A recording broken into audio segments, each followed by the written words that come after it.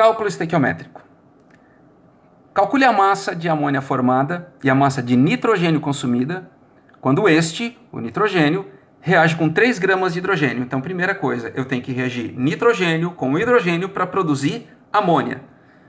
Nitrogênio é N2, hidrogênio é H2. Isso é o mínimo que é necessário saber, que essas substâncias simples formam sempre moléculas diatômicas, tá? H, FON e a família 7A inteira, ok? Então, o hidrogênio, oxigênio, nitrogênio, flúor, cloro, bromo e iodo. E eles vão se juntar para formar amônia. Claro, a equação está aqui, mas para fazer qualquer conta ela tem que estar balanceada. Então aqui eu tenho que colocar 2 e aqui eu tenho que colocar 3. 3 vezes 2, 6. Fechou a quantidade de hidrogênio, EAD, nitrogênio. Qual é a massa de amônia formada? Então é isso que ele quer saber. Qual é a massa de amônia formada e a massa de nitrogênio consumida? Também quer calcular isso aqui. Quando o nitrogênio reage com 3 gramas de hidrogênio. Então, esse é o cálculo que eu tenho que fazer. Qual é a quantidade de amônia formada e qual é a quantidade de nitrogênio consumida? Vamos lá. Sempre que eu vou fazer o cálculo estequiométrico, eu vou pegar primeiro a quantidade indicada na equação, que vai ser o meu padrão, que vai me indicar a proporção em que eles reagem, e depois eu faço uma continha a partir da quantidade real. Então, na equação balanceada, eu tenho nitrogênio, massa molar do nitrogênio é 14.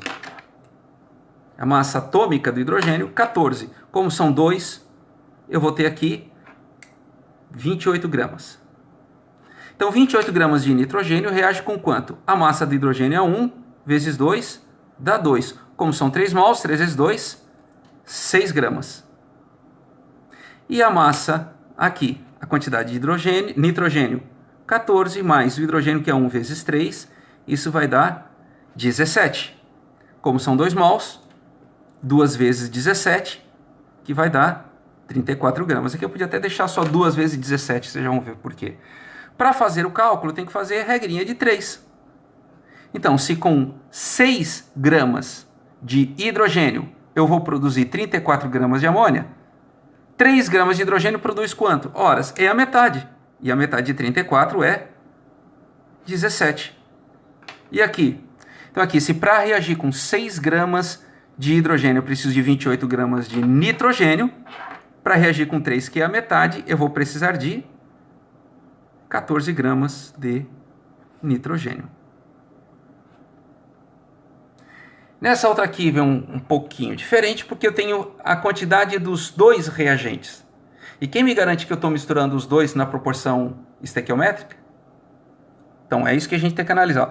Dada a reação de formação da água, é uma síntese total.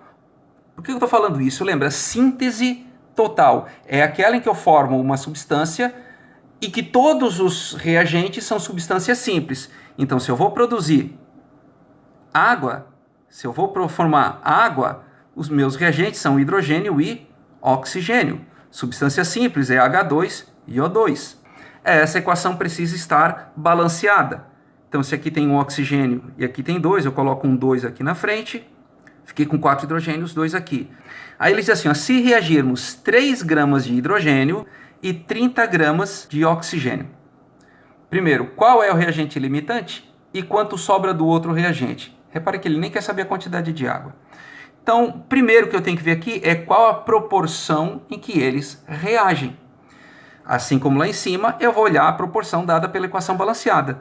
Se a massa do hidrogênio é 1 vezes 2, isso dá 2.